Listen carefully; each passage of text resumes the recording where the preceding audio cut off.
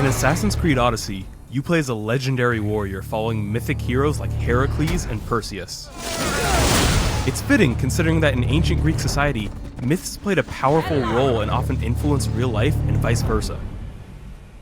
A perfect example of this is on the island of Crete in the Masara and Pefka regions, where you may have noticed they're somewhat fond of bulls. More specifically, minotaurs.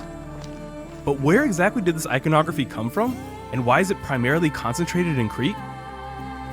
As it turns out, Greece has a long history before the classical period of Cassandra and Alexios, and many of the myths popularized during their time have roots in Greece's Bronze Age.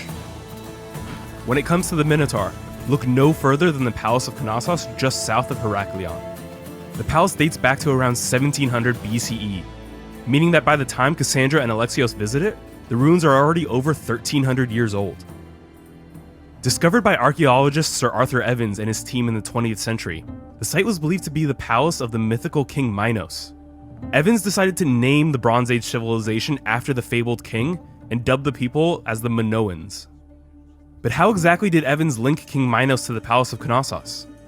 Well, as the myth goes, Minos ruled the island of Crete.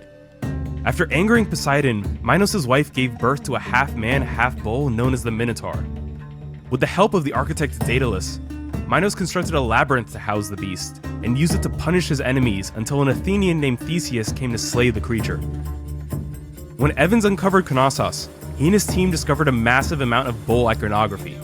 You can find examples of this all over the regions of Masara and Pefka. Believed to represent bull horns, the ornamental decoration on top of the building became known as the Horns of Consecration.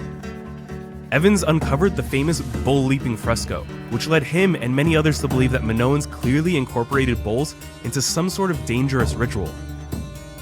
You can find reproductions of this fresco in Minoan ruins all over Odyssey's Greece. Knossos, especially in its ruin state, was not easy to navigate. In fact, it was rather maze-like. Couple this with a dangerous bull leaping ritual, and suddenly the myth of King Minos condemning people to death by feeding them to a minotaur hidden inside of a labyrinth begins to take shape. With more than 1300 years separating the Minoans from Cassandra and Alexios, it's easy to see how the myth of the minotaur could seep into their culture, become twisted, and maybe even take physical form. Visit Knossos today and you'll be greeted by a network of ruins. What remains standing was rebuilt by Evans and his team. As a civilization that precedes classical Greece by more than 1,000 years, the Minoans were incredibly advanced, as the Palace of Knossos featured buildings 4 stories tall with built-in plumbing and rudimentary climate control. Minoan ruins are easy to spot in-game, thanks to their unique columns which are actually thinner at the base. Made of wood, no original columns survive to this day. Much of what we know of the Minoans was learned by studying what they left behind, since archaeologists are unable to read their language.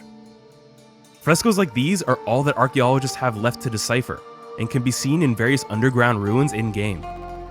Given that they were the only form of communication we're able to interpret from the Minoans, they provide insight into Minoan culture, ritual, and clothing. Like the legendary Theseus, you'll have the opportunity to explore the labyrinth and slay the mythical Minotaur. But remember, like nearly all myths, the Minotaur is grounded in the reality of the real-life Minoan civilization.